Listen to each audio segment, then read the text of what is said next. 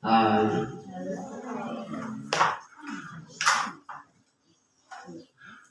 sa pangalan po ng dakilang Panginoong Jesucristo, isang mapagpalang araw po sa bawat isa sa atin. Marahil po, nandito tayo, iba-iba ang layunin, ang iba ay sa paglilingkod, ang iba ay dahil sa karamdaman, ang iba ay dahil may inaaral na may karamdaman. Pero, yan po ay hindi mangyayari kung hindi kalooban ng Diyos. Kaya kung tayo dinala sa buong na ito, iba-iba ang layunin, pero ang nais ng Diyos, ipakilala niya ang kanyang sarili sa pamamagitan ng mga aral na ating mapapakinggan. Kaya kung meron tayong mga mensahe ngayon, ang una po ayon sa pangalawang sulat ni Apostol Pablo sa Timoteo, sa Kapitulo 3, versikulo 1 hanggang sa 9. Basahin muli natin. Katapwat, alamin mo ito, na sa mga huling araw ay darating ang mga panahon mapanganib. Kung pag-aralan po natin, ito ay sinulat ni Apostol Pablo kay Timoteo upang ipakilala na para siyang warning na sa mga huling araw, ito na yung mapanganib. Ito, aalamin natin kung nandito na ba tayo sa tinatawag na huling araw. Nangyayari na ba yung mga bagay na mga mapanganib na bagay sa ating kapaligiran? Kung ang mga kasunod kong bersikulo nangyayari na, marahil nandito na tayo sa tinatawag na huling araw. Huling araw, ibig sabihin, malapit nang bumalik ang ating dakilang Panginoong Jesucristo. Kaya kung titignan po natin, kapag ang mga pangyayaring ito ay naisa sa katuparan na sa panahon natin ngayon, marahil ito na yung huling araw. Malapit na ang panahon ng paghuhukom. Ano po sabi? Sapagkat ang mga tao'y magiging maibigin sa kanilang sarili. Ito po ba yung nangyayari na ngayon?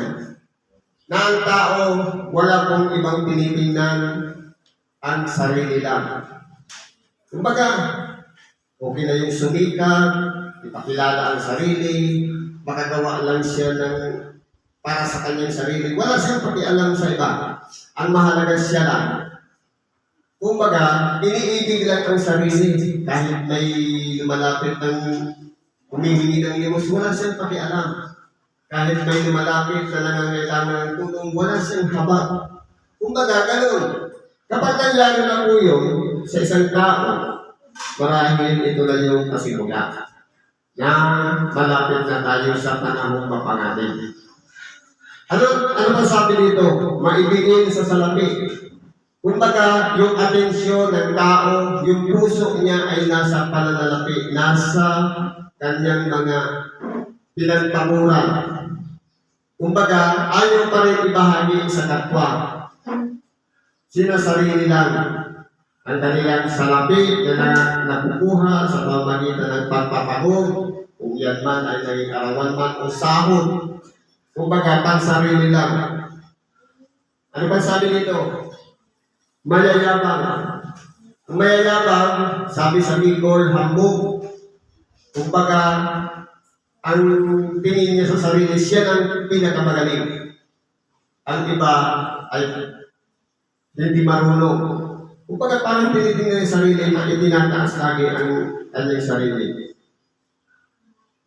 Mga mapagmalaki, sabi ko, maabahaw. Yun bang gusto sumikat lang ang sarili? Parang ipinalagay pa yung mga pangalan, pinanong natin sa minsan sa mga simbahan niya, inilalagay pa ang pangalan kung sino yung kung ano yung kanyang donasyon na ibinigay niya. Kumbaga, kapag yan po ay nangyayari na, Diyan po tayo matakot sapagkat yan po ay pinakailangan mangyari bago dumating ang huling araw. Ano ba po? Mapagtunayaw. Kumbaga wala halos magkakahawig lang kasi ito. Wala sa ibang tinitingnan kundi yung kasiraan ng kapwa. Kumbaga, kapag may nakita yung pagkakamali ang kapwa, kahit na napakarami siyang ginawang kagandahan, isang mali lang, sira na lahat. Masuwayin sa mga magulang. Totoo po, lahat tayo dumaan sa pagkabata, sa pagiging isang anak. Minsan po, yung pagtataguyod sa ating magulang, minsan po nilalabanan na natin yung kanyang pasya. O mga panuntunan o pamamaraan kung paano itaguyod ang pamilya. Pagka minsan nagmamalaki na tayo, lalo na kung mayroon na tayong tinatawag na profesyon o nakatapos na ng pag-aaral. Kumbaga, ang tingin sa magulang ay mababa na lang. Pero hindi na kita kung paano pinalaki, tinuruan ng mabuting asal at ng aral ng pagsabay para makabuti ang buhay, lumalaban na po sa magulang. Kaya po, hindi na nasusunod kaya nagiging masuwayin na sa magulang. Mga walang turing. Ibig sabihin, yung walang utang na loob, na ginawa na ng kabutihan, ayaw pansinin yung kabutihan. Kumbaga, kung titingnan natin, kapag ang isang tao'y ginawa ng kabutihan, kapag nagtabaya, ibig sabihin niya, ayaw niya na may utang na loob. Kung titingnan po natin, wala naman tayong dala-dala dito sa ibabaw ng sanlibutan. Kaya dapat po, maturuan tayo, anumang bagay na binahagi ng ating kapwa, yan man ay material o spiritual na bagay. Paano man yan, kung kagamitan na pinagdalog sa atin, matuto tayong magpasalamat sa tao at ganoon din sa Diyos, sapagkat mayroong isang taong ginagalan upang ipagkalog ang bagay na pangangailangan natin. Ano po sabi dito? Mga walang kabanalan. Kumbaga, wala nang ibang pinapahalagahan ang sarili. Sa halip, sa oras na tayo'y nalaga, dapat tayo'y nakaugnay sa Diyos. Ano man ang ating gagawin, nagpapasalamat tayo sa Diyos. Tayo man ang kakain lang, upang kagising natin sa umaga, magpasalamat tayo sa Diyos. Minsan po, hindi na po yan nagagawa. Dahil po, ang tao po kasi ay nagbago na. Hindi na nasunod yung ayon sa aral ng ating dakilang Panginoon na dapat tayo palaging makipag-ugnayan sa Diyos. Ano po ang pamamaraan para makaugnay tayo sa Diyos?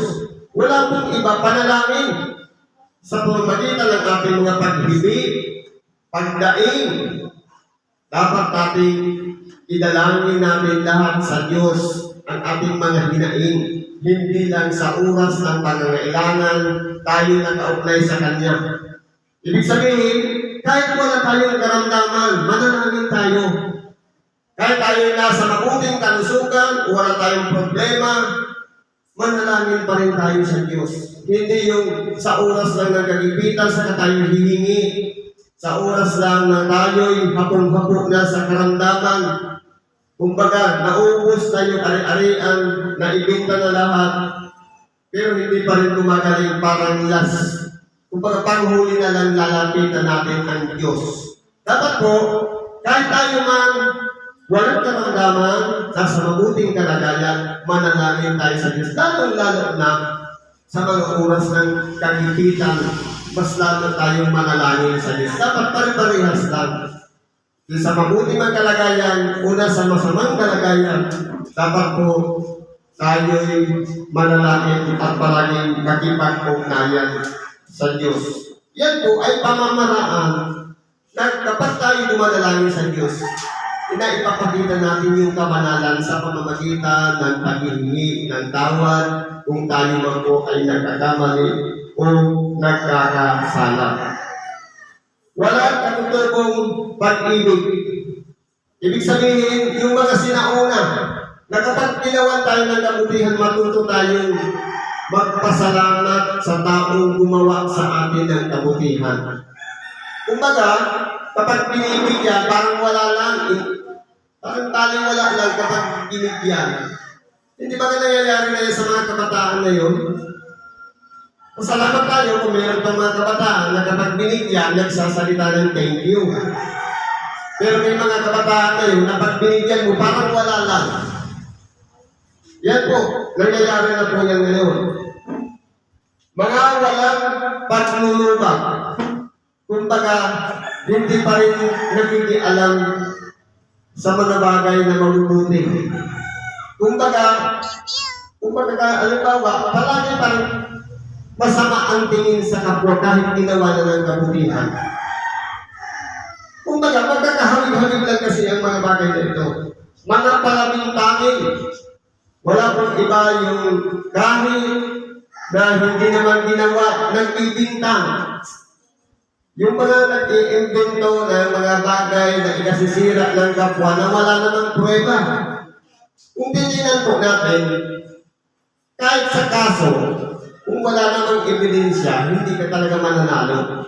Kaya kinakailangan, i-prove natin yung mga bagay bago tayo magbintang.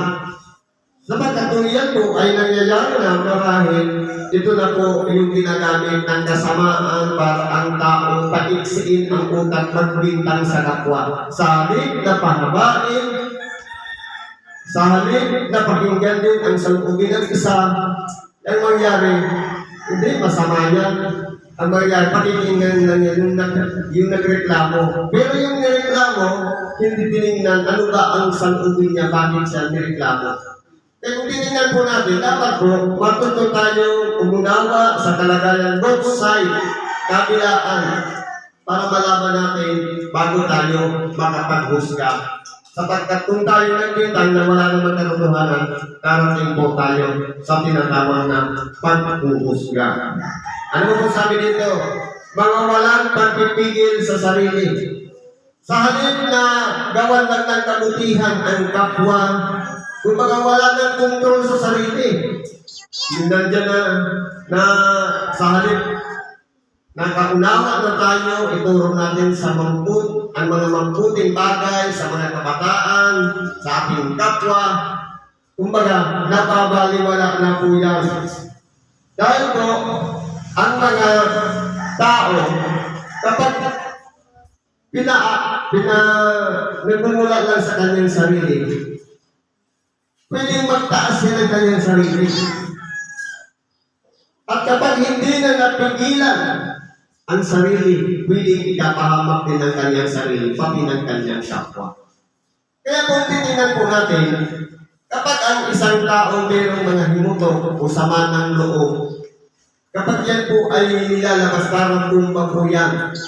Kaya kung titingnan po natin, dapat po maunawaan muna natin sa ating sarili, ano ba ang kalagayan ko sa buhay na ito?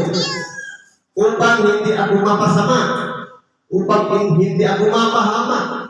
Kung meron po tayong pagpapahalaga sa ating sarili, ang kalaban po ng walang pagpipigil sa sarili ay magkaroon ng pagpipigil. Sabi nga, ano bang bagay na nasakap ng ating kaliwag tainga, huwag na natin ibahagi sa kabila. Huwag na natin ikala kung wala namang katotohanan.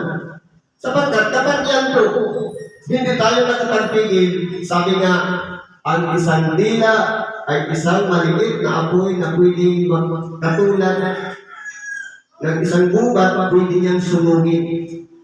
Kahit ang ruweta ng buhay o katalagahan ng buhay, pwedeng sirain dahil lamang sama-samang sinabi natin sa ating kapwa. Yan po ay delikado at nakakapahamak. Kaya po, kinakailangan kontrolin natin ang ating sarili. Ang bibig, ang dila, sapagkat yan po ang gumagawa ng kasamaan na maliit na bahagi ng ating katawan. Pero sangkap po siya ng ating katawan at hindi natin pwedeng tanggalin. Dahil yan po ay ginawa ng Diyos, inilagay yan sa tamang lagayan, binakura ng 32 ngipin upang huwag magpalalo. Kapag iyan po ang nanaig at hindi na-control ng utak o isip, iyan po ay di kapapahamak ng ating kapwa. Kaya po, kontrolin natin yan. Magkaroon tayo ng pagpipigil sa sarili. Mga kabangis, kumbaga, sa pagtatrato naman ito sa kapwa. Kahit na ang ating kapwa, alam natin meron silang damdamin, minsan parang niyuyuratan natin ang kanyang pagkatao. Minsan, binubuli natin. Alam na natin na marupok na, mahina na nga siya. Minsan, parang pinalalabas na natin na pinababagsak pa natin ang ating kapwa. Nagiging ugali po natin yan, yung kabangisan. Na pagkaminsan, nawawala yung respeto sa kapwa. Ang nangyayari po, nagiging makasarili. Yung trato sa kapwa, hindi na po kasama yung puso. Sapagkat kung pairalin po natin ang puso, iiral po yan ang habag. Bakit? Sino ba tayo? Yung kapwa, sino ba sila? Alalahanin natin, tayo at yung kapwa natin, kaaway man yan kung hindi, larawan po siya ng Diyos. Ibig sabihin, kamukha natin. Kung ano ang nakikita natin sa ating sarili, sa salamin, nakikita rin natin sa ating kapwa na nakapaligid sa atin. Sino po ba ang kalaban natin? Yun bang kapwa natin? Hindi po. Sabi nga, ang kalaban ninyo ay hindi laban sa laman at dugo.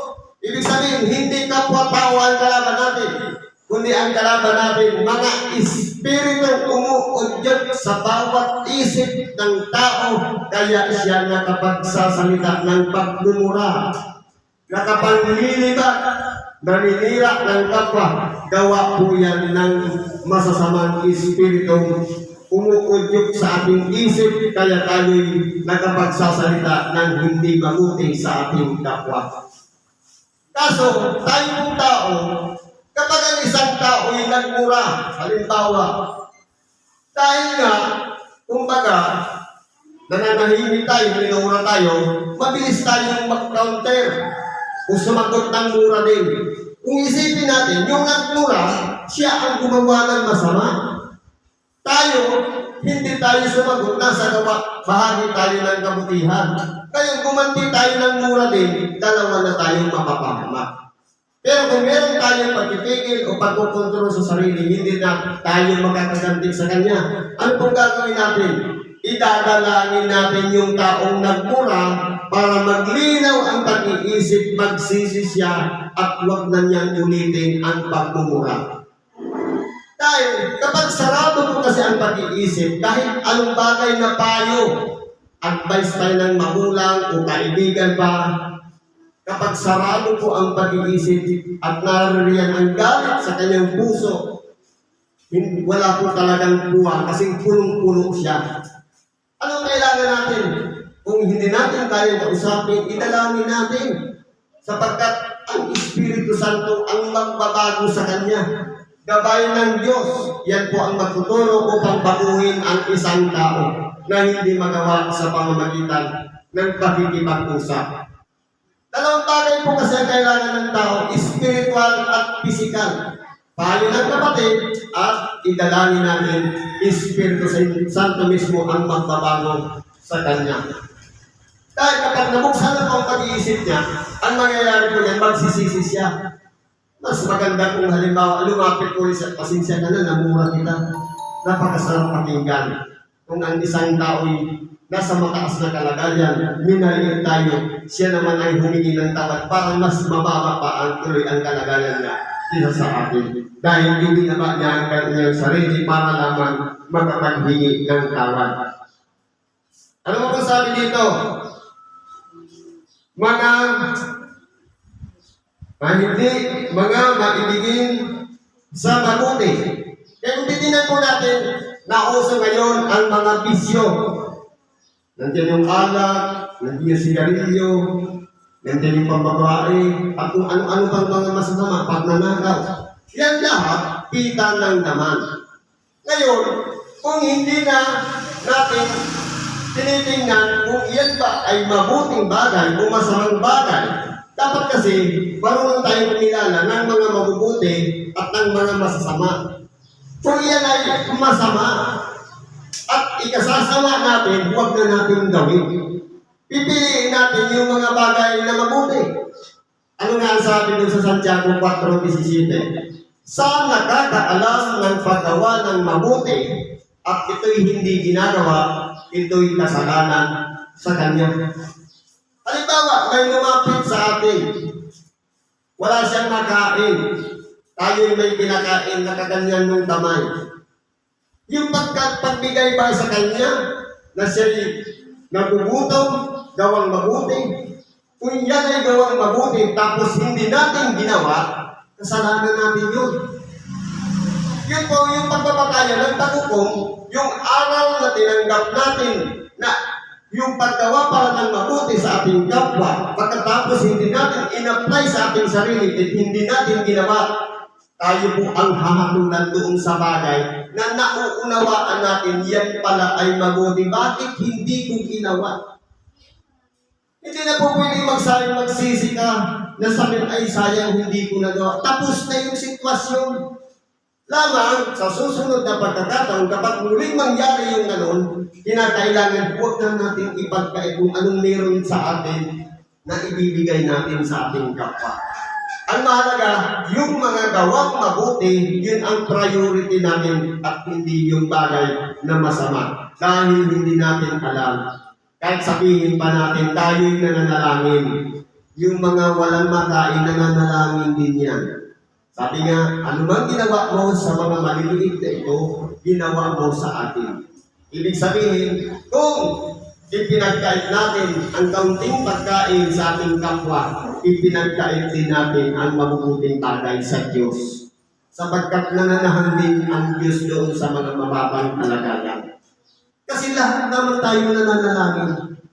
Lamang ang tao po kasi dumarating sa pangungusga. Tinitingnan muna sa panlabas na anyo, hindi sa puso tumitingin. Kaya kung makita na dugyot ang kalagayan at nasa kaaba-abang kalagayan, minamaliit natin, dapat po hindi tayo ganoon.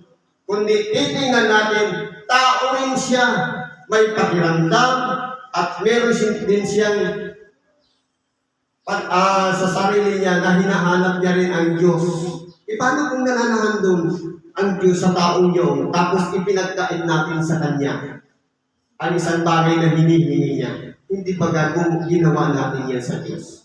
Kaya po, kung tayo po, sabi nga, halimbawa may lumapit sa atin, nangungutang, o tangin mo ako ng 1 kilong bigas, meron ka namang nakaimbak na 5 kilo, bakit hindi mo pa utangin yung isa? Ipautang yung isa.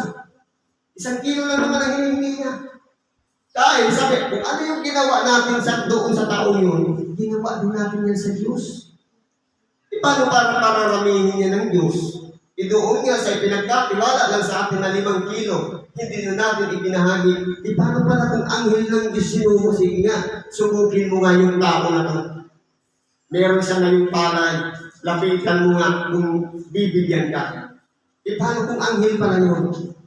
Kahit lang magkapainom ka ng 1 basong tubig sa ating kapwa, mabuting bagay na po yun.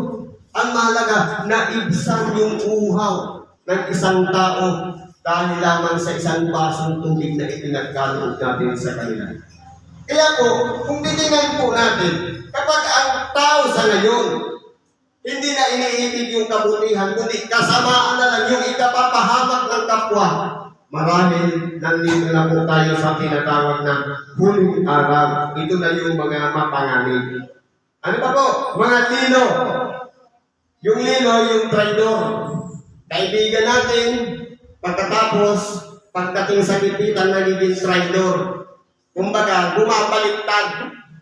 Hindi ba kakaya ni Judas Iscariote? kilala ng ating dakilang Panginoon si Judas Iscariote. Kahit na siya'y masama ang kanyang ginagawa, tinawag pa rin siyang alagad ng ating dakilang Panginoon. Para saan? Dahil mayroong purpose ang Panginoon, mayroon din siyang vision para sa ating dakilang Panginoon.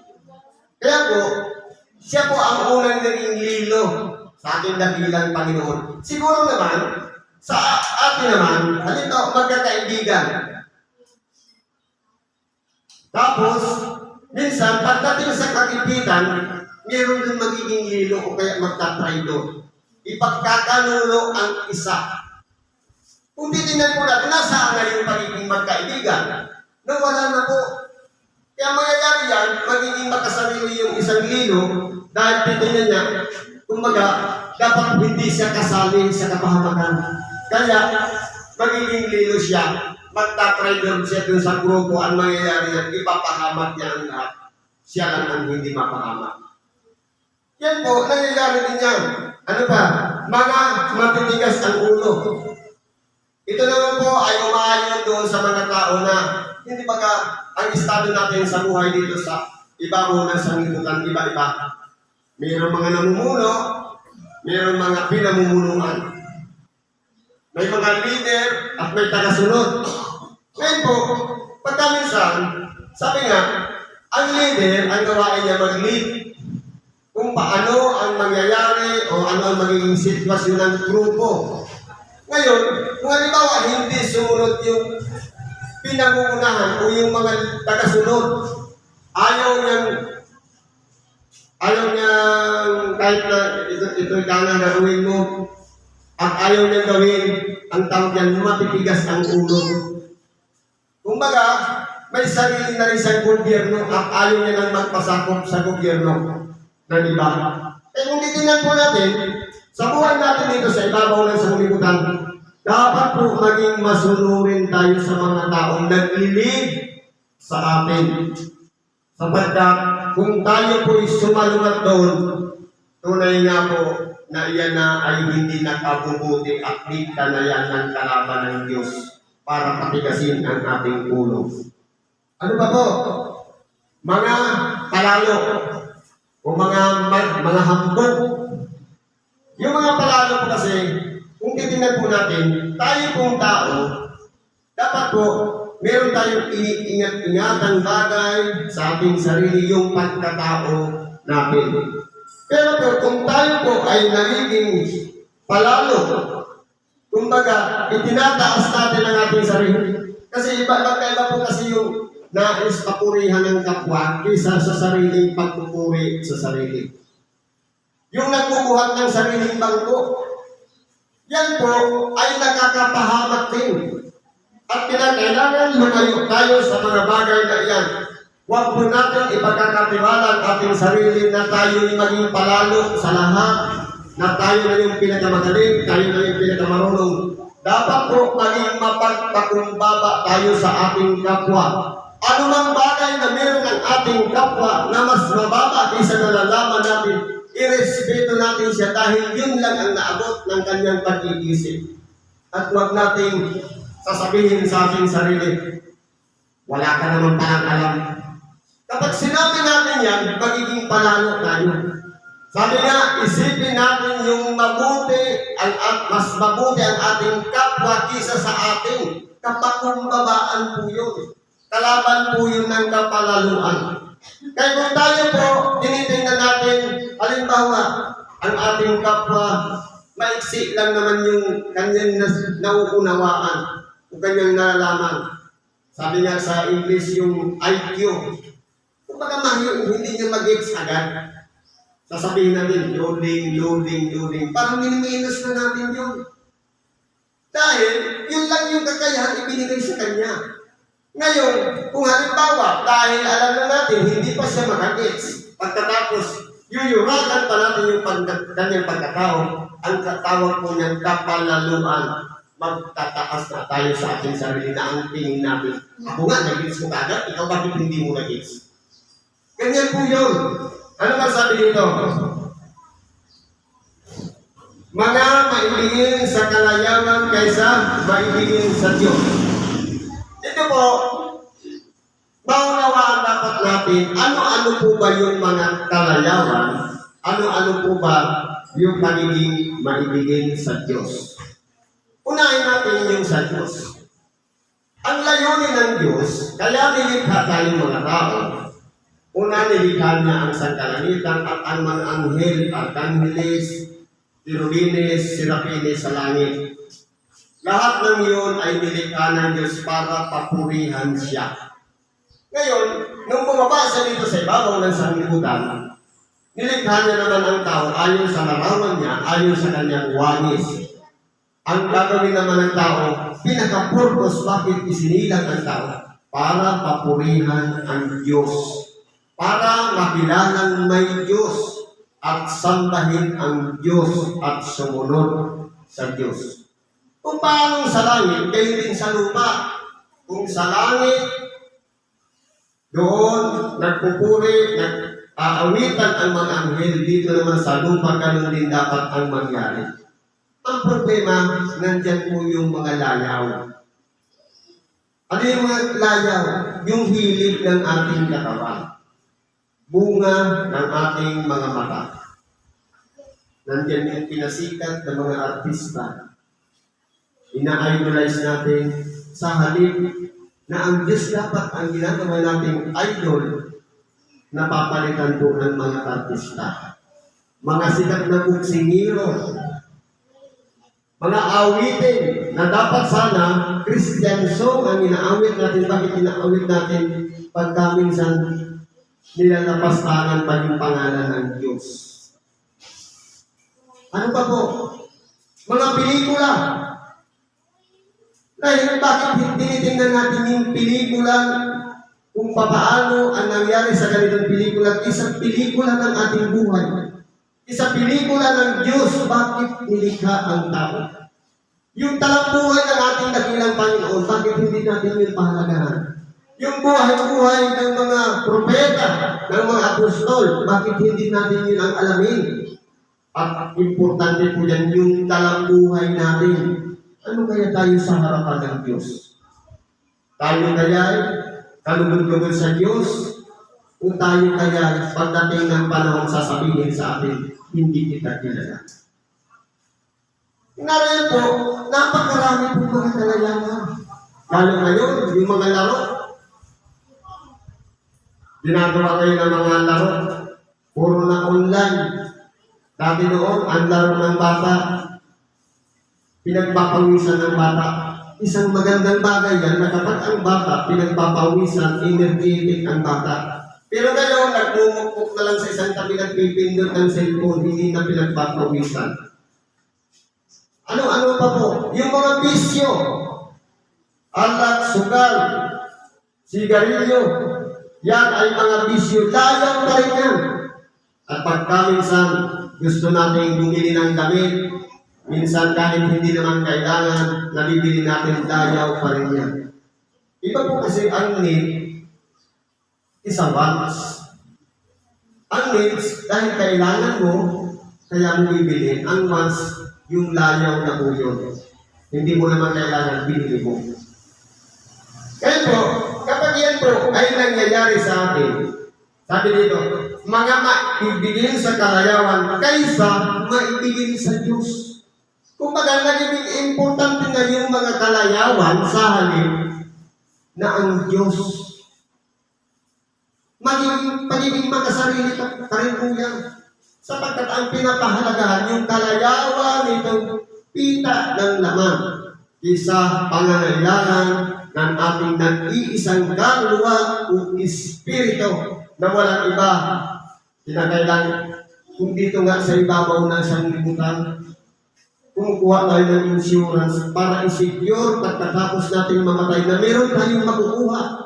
Bakit hindi natin i-secure ang ating sariling nag-iisang kaluluwa na pagkatapos nating mamatay, doon tayo sa buhay na walang hanggan? Hindi kaya magandang yun ang unahin natin i-priority, i-secure natin ang ating sarili na mapunta tayo doon sa piling ng Diyos sa kanyang kaluwalhatian. Kaya kung titingnan natin, dapat priority natin yung pagiging maibigin sa Diyos isa sa layaw o hilig ng ating mga laman. Ano mo kung sabi dito? Na may anyo ng kabanalan, dapat huwag tinanggihan ang kapangyarihan nito. Ano po ba yung anyo ng kabanalan? Yan po ba ay nakikita? Hindi po nakikita ang kabanalan. Na kahit na puting-puting pa ang damit natin, kung maitim naman ang ating puso at wala tayong paglulubag o habag sa kapwa, useless pa rin po kahit sabihin bang may panuhod-luhod tayo. Napakahahaba pa ng mga panalangin natin pagka minsan minamaliit pa natin ang ating kapwa, useless po ang pagiging sabihin pa kahit ang pangalan natin pinakalagay pang sister o brother o reverend o pastor o ano pa man iugnay sa ating pangalan, kung tayo naman marumi ang ating puso, useless po ang pagiging isang banal. Kaya po dapat alamin natin, ano po ba yung kapangyarihan ng kabanalan? Ang kabanalan, walang iba yung pagiging isang malinis na puso. Malinis na muli. Dapat po, yan ang ipamalas natin sa ating sarili. Kumbaga, sa malinis na puso, dapat yan ang nariyan yan, tahanan yan ng Diyos. Templo yan ng Espiritu Santo. Dapat ang nananalig yan, hindi yung pagkatao natin kung ano ang Espiritu Santo inilagay sa ating mga puso. Yan po ang nangunguna sa ating buhay. Sa makatuwid ay idudulot lahat ng pag-ibig at kabutihan sa kapwa. Kaya kung tayo po, nasusunod pa rin natin yung halimbawa, nagagawa pa rin natin yung dati nating pagkatao, ibig sabihin, hindi pa tayo nabago. Balik na naman tayo sa dating ugali. Kaya dapat po maunawaan natin na ang kabanalan ay isang bagay na paglilinis ng ating sarili at mabuting budi. Hindi pwede sabihin, tinatawag na kita. Pwede sa bibig lang yun. Pero sa puso, hindi. Dapat pag pinatawag na, kahit hindi mo sabihin, kapag kinalimutan na natin yung ginawa yung kasamaan sa atin, yun ang tunay na kapangyarihan ng pagiging isang matuwid. O kapangyarihan, sabi dito, anyo ng kabanalan. Kaya po, ang kabanalan ay hindi nakikita sa panlabas na kaanyuan ng tao, kundi sa kaloob-looban ng ating puso, malinis pa tayo sa harapan ng Diyos. Nakakatulog ba tayo sa oras na kailangan na natin matulog? Pero kung pagka minsan nakukonsensya pa tayo, ibig sabihin niya, hindi malinis ang ating puso. Dinadagukan niya ang ating dibdib para lang sa ating nag-iisang kaluluwa, bakit mapahamak yan. Kaya kung titingnan natin, i-priority natin pahalagahan, hindi yung katawan naman, kundi yung isang espiritu na nasa loob natin. Yung kaluluwa natin na naririyan, nag-aabang kung ano ang gagawin natin. Alin ba ang mas mahalaga? Yung nasa ng espiritu o nasa ng ating katawang laman? Kung ang direksyon natin mas higit yung nasa ng laman, isa nasa ng espiritu, kung ano ang patutunguhan niya, kaluluwa din naman yung magbibenepisyo. Kung mas priority, yung ating gawa ng ating katawang laman, papunta sa kapahamakan ang ating kaluluwa. Pero kung humihigit, yung nasa ng espiritu, papunta po yan sa buhay na walang hanggan. Ano ba kung sabi dito? Sapagkat sa mga ito ay nangangagakan sa mga bahay at binihag ang mga babaeng haling na lipos ng mga kasalanan, hinihila ng iba't ibang pita. Kaya kung titingnan natin, ito yung mga halimbawa, tayo, mabuti yung ating ginagawa. Kumbaga yung atensyon natin napupunta doon sa mga taong masama. Nasaan Halimbawa, babaeng mababa ang lipat, nakakita lang tayo sumasayaw-sayaw, para mas priority natin, balik-balikan yun. Kung titignan natin, kapahamakan pa rin ang ating kaluluwa. Kaya po, dapat, kinakailangan natin pagkanasayan yung mga bagay na spiritual. Minsan, sabi nga, ginagapang, nagpapabiktim pa na parang walang-wala para lamang kukupin doon tumira.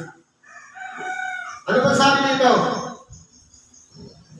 Nga laging nagsisipag-aral at kailanman ay hindi nagararating sa pagkaalam ng katotohanan. Ibig sabihin po, kahit araw-araw tayo magbasa ng banal na kasulatan, kahit araw-araw tayo magpag-aral ng mga kasulatan, pero yung application sa sarili, wala. Hindi nangyayari sa ating sarili yung ating napag-aralan.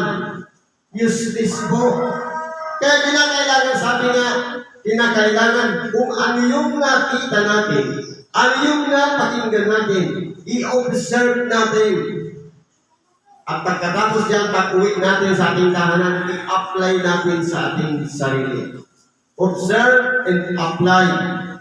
Gawin natin yung mga bagay na ating napakinggan at natutunan, i-apply natin sa ating sarili. Yan po ang mga bagay na pakikinabani ng ating kaluluwa. Yung aral na ibinuro na napakinggan ng ating mga kaingan. Sabi nito, at kung paano si Hanes at si Jambres ay nagsilaban kay Moses, at gayon din naman ang mga ito ay nagsisilaban sa katotohanan. Mga taong masasama ang pag-iisip, mga itinakwil tungkol sa pananampalataya. Ngunit sila ay hindi mga papatuloy sapagkat mga hahayag sa kanila ang lahat ng mga hahayag sa lahat ng mga kanilang tamang mga gaya naman ng pagkahayag sa mga laon. Ito kung si Hanes at si Jambres, naging hambog po sila sa harapan ni Moises. Sila po yung dalawang tao na marunong din gumawa ng mahiko. Nung isinuko si Moises na gawing ahas ang kanyang tungkod, itong dalawang tao na ito, si Hanes at Jambres, gumawa din sila. Kanilang tungkod, ginawa rin ahas.